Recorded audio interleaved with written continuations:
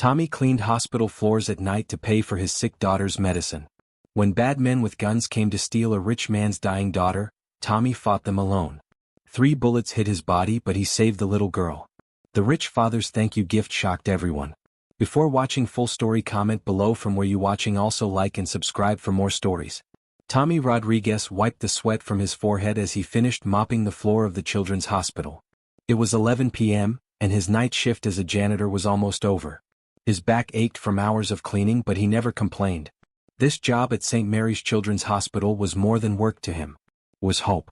Tommy was 28 years old, with kind brown eyes and hands that showed the marks of hard labor. He had been working at the hospital for 2 years, ever since his 5-year-old daughter Maria was diagnosed with leukemia. The job didn't pay much, but it came with one precious benefit: health insurance that helped cover Maria's expensive cancer treatments. Every night, Tommy walked the quiet halls of the pediatric ward, cleaning rooms where sick children fought battles bigger than themselves. He knew many of these young patients by name. He brought them small toys he bought with his spare change. He learned their favorite cartoon characters. He remembered which kids liked chocolate pudding and which ones preferred vanilla. But tonight felt different. As Tommy pushed his cleaning cart down the hallway, he noticed unusual activity near the VIP wing. Security guards were stationed at every corner. Expensive cars filled the parking lot. Something important was happening. Tommy didn't know that in room 314, 8-year-old Isabella Chin was spending what might be her last night alive. Isabella was the daughter of David Chin, CEO of Chin Industries, one of the biggest companies in the country. Despite all his millions, David Chin couldn't buy what his daughter needed most: a miracle. Isabella had been fighting brain cancer for 18 months. The best doctors in the world had tried everything. Surgeries, chemotherapy, experimental treatments that cost more than most people made in a lifetime. Nothing worked. The cancer kept growing. Time was running out. Tommy finished cleaning the main hallway and headed toward the VIP wing. He wasn't supposed to clean there tonight. Another company handled the VIP rooms. But he had left his car keys in the supply closet nearby, and he needed them to drive home to Maria. As he walked quietly down the VIP hallway, Tommy heard soft crying coming from room 314. The door was slightly open. Through the gap, he could see a little girl with no hair, lying in a hospital bed. Her small frame was connected to multiple machines. Next to her sat a man in an expensive suit, holding her tiny hand. "Daddy," the little girl whispered, "am I going to see Mommy in heaven soon?" The man's shoulders shook as he tried not to cry in front of his daughter. "Don't talk like that, Isabella. You're going to get better. Daddy is going to make sure of it." "But I'm so tired, Daddy. It hurts so much. Maybe it would be okay to stop fighting." Tommy's heart broke listening to this conversation. It reminded him of the nights when Maria asked similar questions. The fear in a parent's eyes when their child was suffering. The helplessness of watching someone you love in pain. Tommy knew he shouldn't be listening, but something kept him there. Maybe it was the way Isabella's voice sounded so much like Maria's. Maybe it was the way her father's love reminded him of his own desperate love for his daughter. David Chin looked at his daughter and whispered, "You're my whole world, Isabella. If something happens to you, I don't know how to keep living. Daddy, don't be sad. Mommy told me in my dream that everything happens for a reason. Maybe my reason was just to love you as much as I could." Tommy wiped tears from his eyes. This little girl was facing death with more courage than most adults faced everyday problems. Her father had all the money in the world, but he was just as scared and helpless as any other parent watching their child suffer. Tommy was about to walk away when he heard footsteps behind him. Heavy boots. Multiple people moving quickly and quietly. He turned around and saw 4 men in dark clothes walking toward the VIP wing. Something about them felt wrong. They moved like hunters, not visitors. Tommy's instincts screamed danger. He had grown up in tough neighborhoods. He knew the difference between people who belonged somewhere and people who were up to no good. These men didn't belong here. Tommy quickly stepped into a nearby supply closet, leaving the door cracked open so he could see what was happening. The 4 men stopped outside room 314. One of them pulled out a gun. Another had a knife. The third carried a bag that looked like it was meant for kidnapping someone. "Remember," the leader whispered, "we take the girl alive. Her father will pay anything to get her back. If anyone gets in the way, we eliminate them." Tommy's blood turned cold. These men were planning to kidnap Isabella Chin, a sick little girl who was already fighting for her life. They wanted to take her away from her father and use her suffering to get money. Tommy had 2 choices. He could hide in the supply closet until they were gone. He could pretend he never saw anything. He could go home to Maria and forget this ever happened. Or he could try to stop them. Tommy thought about Maria sleeping peacefully in their small apartment. If he got hurt tonight, who would take care of her? Who would pay for her treatments? Who would tell her bedtime stories and hold her hand during the scary medical procedures? But then he thought about Isabella Chin. A little girl who reminded him so much of his own daughter. A child who was already suffering and didn't deserve to be kidnapped by criminals who saw her pain as an opportunity for profit. Tommy made his choice. He quietly stepped out of the supply closet and approached the men from behind. "Excuse me," he said loudly, "this is a restricted area. You're not supposed to be here." The four men spun around, surprised to see a hospital janitor standing behind them. The leader pointed his gun at Tommy. "Walk away, cleaning man. This doesn't concern you." "Actually, it does concern me," Tommy said, his voice steady despite the fear in his chest. "This is a children's hospital. These kids are sick. They need peace and safety. I'm not going to let you hurt any of them." The leader laughed coldly. "You're going to stop us? You're just a janitor with a mop. We have guns." "Maybe," Tommy said, "but I have something you don't have. I have a reason to fight that's bigger than money." Tommy knew he had to act fast. The men were getting ready to move toward Isabella's room. In a few seconds they would be inside and it would be too late to stop them. Tommy lunged forward and grabbed the leader's gun arm, trying to point the weapon away from Isabella's door. "Help!" he shouted as loud as he could. "Security? Help!" The other three men immediately attacked Tommy. He fought back with everything he had, but he was one person against four criminals. They were bigger, stronger, and armed. The first bullet hit Tommy in the shoulder. Pain exploded through his body, but he didn't let go of the leader's gun. He couldn't let them get to Isabella. "Stop fighting," the leader yelled. "You're going to die for nothing." "Not for nothing," Tommy gasped through the pain. "For everything that matters." The second bullet hit Tommy in the chest. He stumbled but stayed on his feet. His vision was getting blurry, but he could still see the door to room 314. Isabella was still safe. Her father was still with her. That's all that mattered. The third bullet hit Tommy in the stomach. This time he fell to the ground. Blood was everywhere. The hallway was spinning. But Tommy had bought enough time. Hospital security was running toward them. The alarms were blaring. The criminals knew they had been caught. "Let's go," the leader shouted. "Too much noise. We'll come back another time." The four men ran away, leaving Tommy bleeding on the hospital floor. As security guards rushed to help him, Tommy looked toward Isabella's room. Through the open door, he could see David Chin holding his daughter protectively. They were safe. "Sir, stay with us," a security guard said, pressing his hands against Tommy's wounds. "The paramedics are coming." Tommy tried to speak but couldn't find his voice. Everything was going dark. The last thing he saw before losing consciousness was David Chen's face looking out from Isabella's room, staring at the man who had just saved his daughter's life. Tommy woke up 3 days later in the intensive care unit. His body was wrapped in bandages and machines were beeping around him. The first person he saw was Maria, his little daughter, sitting in a chair next to his bed. "Daddy?"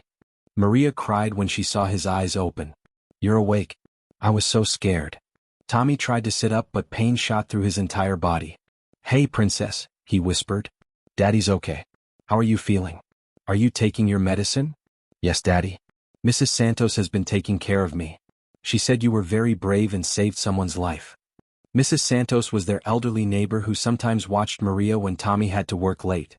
Tommy was grateful she had been there for his daughter while he was unconscious. "Daddy," Maria said, her small hand touching his bandaged arm, "the doctor said you almost died.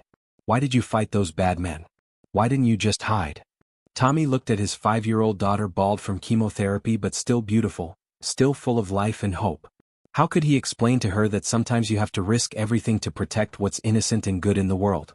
"Maria," Tommy said softly, "remember when you asked me why bad things happen to good people like you?" Maria nodded. "Well, sometimes good people have to stand up to bad things even when it's scary.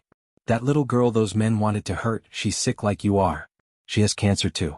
I couldn't let them make her suffer even more." "Is she okay now?" Maria asked. "Yes, princess. She's safe." Just then a knock came at the door. A tall man in an expensive suit walked in, followed by a small girl in a wheelchair. Tommy recognized them immediately, David Chen and Isabella. Isabella looked tiny in her wheelchair, but her eyes were bright and alert. She was wearing a pink hat to cover her bald head, and she held a large bouquet of flowers. Mr. Rodriguez, David Chin said, his voice thick with emotion. I'm David Chin. This is my daughter Isabella. We came to thank you for what you did. Tommy tried to sit up straighter. Mr. Chin, you didn't need to come here. I just did what anyone would do. No, David said firmly. What you did was extraordinary. You risked your life for my daughter and you don't even know us. The police told me you took 3 bullets meant for Isabella and me. You saved our lives. Isabella wheeled her chair closer to Tommy's bed. Mr. Rodriguez, she said in a soft voice, my daddy told me you have a little girl with cancer too. Tommy looked at Maria, who was staring at Isabella with wide eyes. Yes, this is my daughter Maria. Maria, this is Isabella. Hi Maria, Isabella said with a smile. We both have the same thing wrong with us. But we're both fighters, right? Maria nodded shyly. Are you scared sometimes? Yes, Isabella admitted. But my daddy says brave people can be scared and still do the right thing. Like your daddy did when he saved me. David Chin cleared his throat. Mr. Rodriguez, I need to ask you something. What kind of work did you do here at the hospital? I'm a janitor, Tommy said simply. I clean the floors and empty the trash. It's not much, but it comes with health insurance for Maria's treatments. David Chin nodded thoughtfully. And before this job? I did construction work, some security jobs, whatever I could find to pay the bills. Mr. Rodriguez, David said, I want to offer you something. But first, I need you to understand what you've given me. Isabella is my only child. Her mother died when she was 3. Isabella is literally everything I have left in this world. When you stopped those men from taking her, you saved not just her life, but mine too. Tommy didn't know what to say. He had just done what felt right in the moment. I want to offer you a job, David continued. Head of personal security for my family. The salary is $200,000 a year, plus full medical benefits, plus a house on my estate so Maria can have a safe place to play while she gets better. Tommy stared at David Chin in shock. Mr. Chin, I don't know anything about being head of security. I'm just a janitor who got lucky. You're wrong, David said. You're a man who saw danger and ran toward it instead of away from it. You're a father who understands what it means to protect a child. You're someone I trust completely with my daughter's life, because you've already proven you'll give your own life to keep her safe. Isabella wheeled closer to Tommy's bed. Please say yes, Mr. Rodriguez. I want Maria to come live near us. We can be sick together and get better together. Maria looked at her father with hopeful eyes. Daddy, can we? Can Isabella be my friend? Tommy felt tears in his eyes. 2 weeks ago he was struggling to pay for Maria's treatments and working night shifts just to survive. Now this man was offering him a salary that would solve all their problems, just because Tommy had done what any decent person should do. Mr. Chin, Tommy said quietly, I need to ask you something. Is this offer real? Or is this just something you're saying because you feel guilty? Because in a few weeks, when the shock wears off, are you going to regret hiring a janitor to protect your family? David Chin sat down in the chair next to Tommy's bed. His expression was completely serious. Mr. Rodriguez, let me tell you what I learned about you while you were unconscious. I had my people research your background. Tommy's heart sank. He was sure this was the moment when David Chin would change his mind. You've been working 2 jobs for 3 years to pay for Maria's cancer treatments, David continued. You've never missed a single one of her medical appointments. You've donated blood 17 times to help other patients when the hospital was running low. You've spent your own money buying small gifts for sick children in the pediatric ward. David paused and looked at Isabella, then back at Tommy. You've been a hero every single day for 3 years. What you did the other night wasn't unusual for you. It was just the first time someone important enough was watching. Daddy, Isabella said to her father, can I tell Mr. Rodriguez something? David nodded. Isabella looked at Tommy with her serious 8-year-old eyes. Mr. Rodriguez, when those bad men were in the hallway, I heard everything. I heard you fighting them. I heard you get shot. And I heard what you said. What did I say? Tommy asked softly. You said you were fighting for everything that matters. I want you to know that me and my daddy, we want to be part of everything that matters to you and Maria. Tommy felt tears streaming down his face. This little girl who was fighting for her own life, wanted to be part of his family's life. Mr. Chin, Tommy said, I accept your job offer. But I need to tell you something.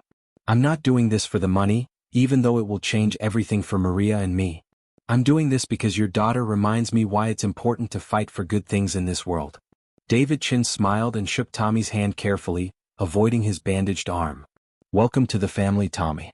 I have a feeling you're going to change our lives just as much as we're going to change yours. Over the next 6 months, Tommy recovered from his injuries and began his new job as head of security. He and Maria moved into a beautiful guest house on the Chin estate.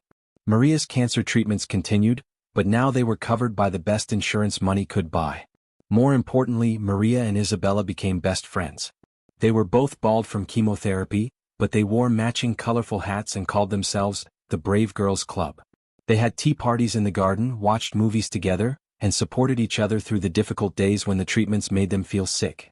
Tommy discovered he had a natural talent for security work. His experience growing up in tough neighborhoods, combined with his protective instincts as a father, made him excellent at spotting potential threats. But more than that, David Chin valued Tommy's judgment and his complete loyalty. You know what the difference is between you and every other security person I've hired? David asked Tommy one day as they watched the girls playing in the garden. What's that, sir? You don't protect Isabella because I pay you to. You protect her because you love her. And she knows the difference. It was true. Tommy had grown to love Isabella like his own daughter. She was brave, funny, and incredibly kind. Despite all her suffering, she always thought about other people first. She reminded Tommy every day that good things still existed in the world.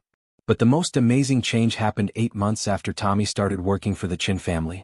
Maria's latest test results showed something incredible. Her cancer was in remission.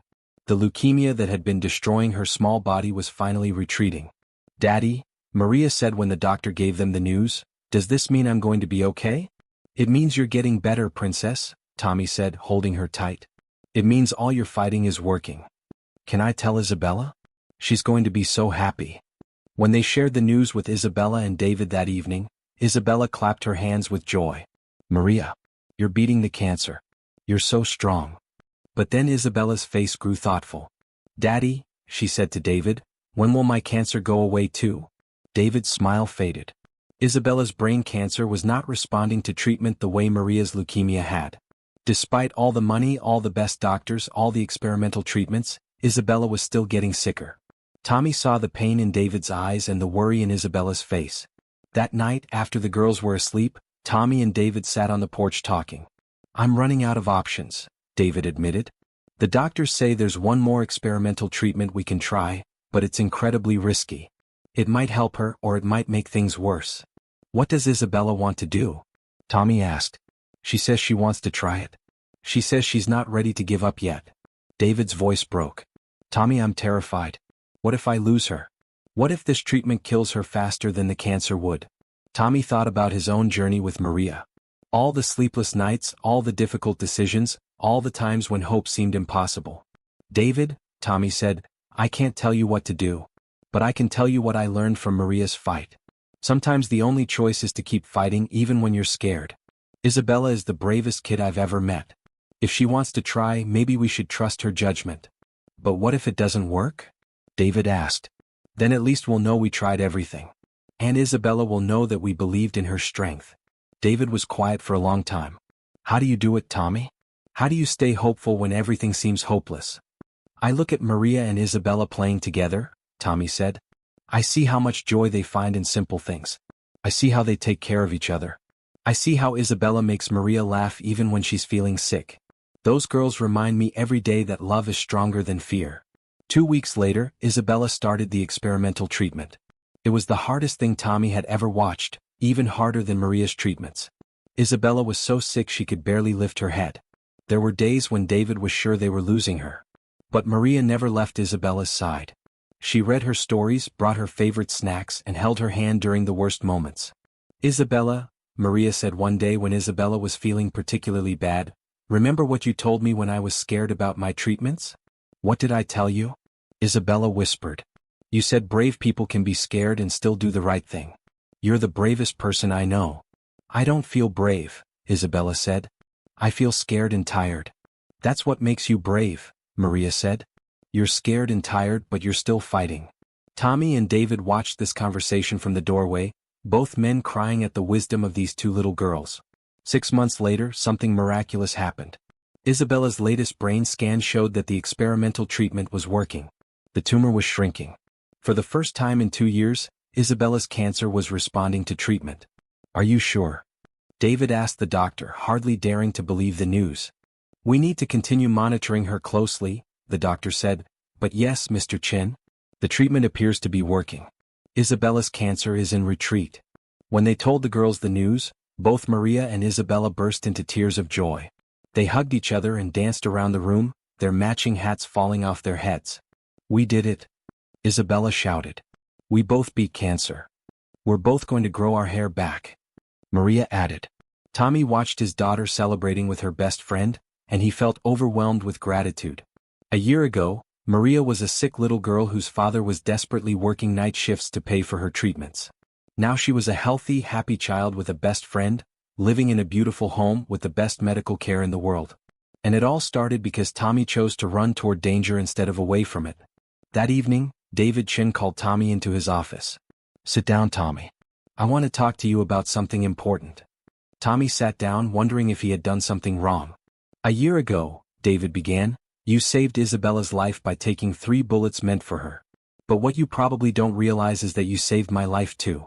Without Isabella, I would have been lost. David paused and looked out the window where the girls were playing in the garden, both of them healthy and happy. But you've given me something even more valuable than my daughter's safety, David continued.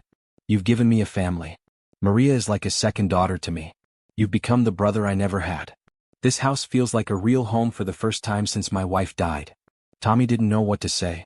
I have a proposition for you, David said. I want to make you a partner in my company. Not just head of security but a real partner. I want you to help me make decisions about how we use our money to help other families like yours. Tommy stared at David in shock. A partner? David, I don't know anything about running a business. You know the most important thing, David said.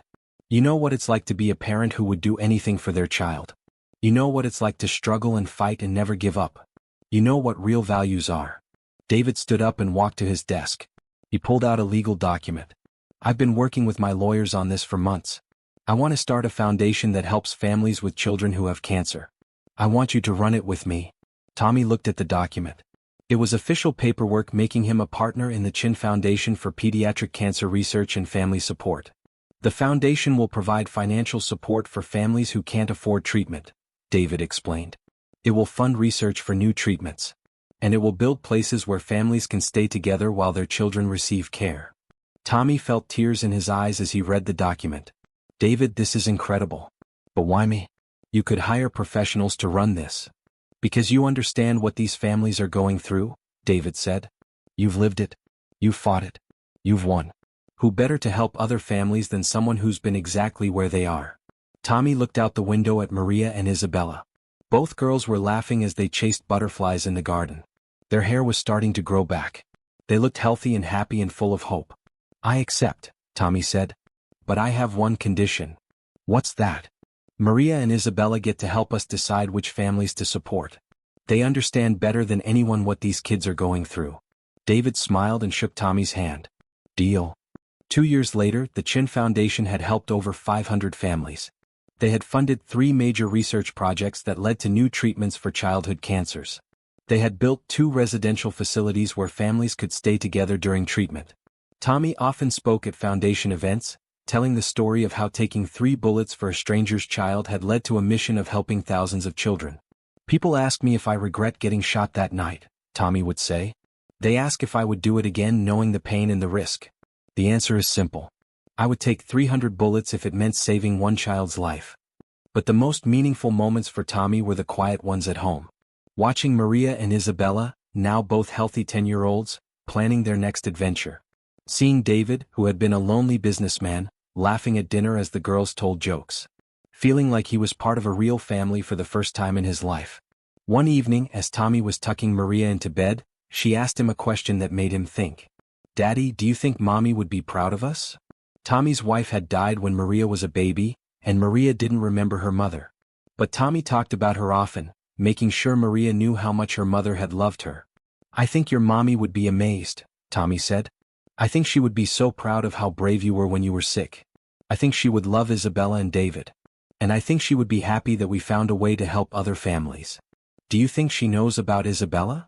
I think she knows about all of it, Princess.